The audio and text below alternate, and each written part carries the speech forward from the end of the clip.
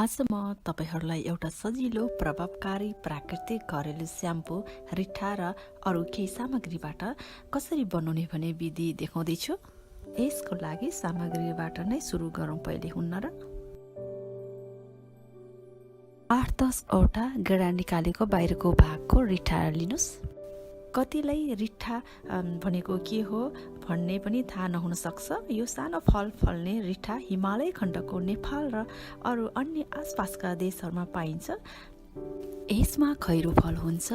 यसको बाहिरको भागलाई प्रयोग गरिन्छ जसमा सापोनिन भन्ने रसायन पाइन्छ। यस रसायनले कपाललाई मजबुत, चम्किलो र चमकदार र सफा राख्न मद्दत गर्छ। यो फल रोगाणु रोधी अथवा माइक्रोबियल पनि हो।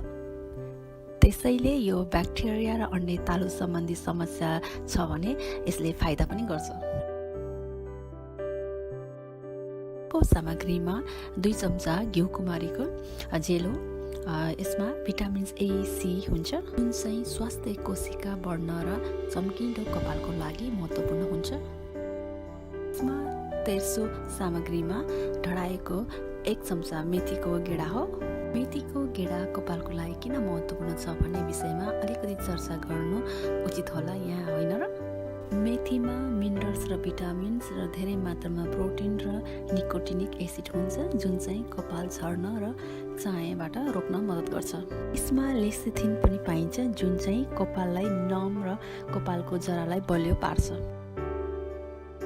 अन्त्यमा पुदिना हो। 1 मुठी पुदिनाको पात अथवा एउटा पुदिनाको तेलको क्याप्सुल पनि लिन सक्नुहुन्छ। पुदिनाले तालुलाई शीतल र कपाल बढाउन मद्दत गर्छ। एउटा भाँडामा 3 कप जति पानी हाल्नुहोस् र त्यसमा रिठा हाल्नुहोस्।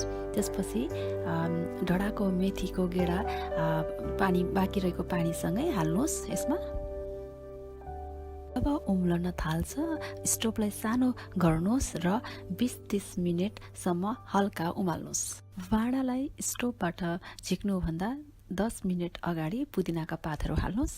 क्याप्सुल हाल्नुहुन्छ भने यसलाई चाहिँ भाँडा तातोबाट निकालेपछि सेलाउँदाखेरि हाल्नुहोस्। स्टोभबाट झिकेपछि यसलाई सेलाउन दिनुहोस् झन्डै आधी घण्टासम्म। यसलाई एउटा छान्ने अथवा कटनको कपडाले यसरी छान्नुहोस्। त्यसपछि घिउ कुमारीको जेललाई हाल्नुहोस् र फिट्नुहोस् राम्रोसित।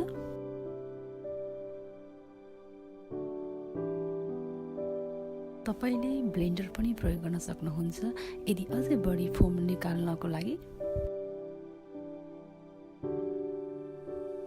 एउटा सफा सिसी अथवा भाँडोमा बिक्रो राम्रोसँग लगाएर राख्दा 1 हप्ता अथवा बढी पनि कोठाको तापक्रममा बस्न सक्छ।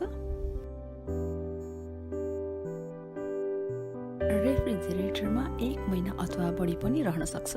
2-3 चम्चा अथवा तपाईको कपालको लम्बाइ हेरेर पनि बढी लिन सक्नुहुन्छ। यसलाई जरादेखि तल टुप्पोसम्म लगाएर राम्रोसित मसाज गर्नुहोस् र 5-10 मिनेटसम्म राख्नुहोस्। त्यसपछि पखाल्नुहोस् पानीले। यो स्याम्पू हप्ताको 2-3 चोटि प्रयोग गर्न सक्नुहुन्छ। म यस्तै राम्रा उपयुक्त सौन्दर्यको लागि चाहिने घरेलु टिप्स र स्वास्थ्यजनक र स्वादिलो खानाहरूको साथ उपस्थित हुने नै छु। आशा गर्छु तपाईहरुलाई मेरो भिडियोहरू मन पर्छ होला भन्ने। नमस्ते, गुड बाई।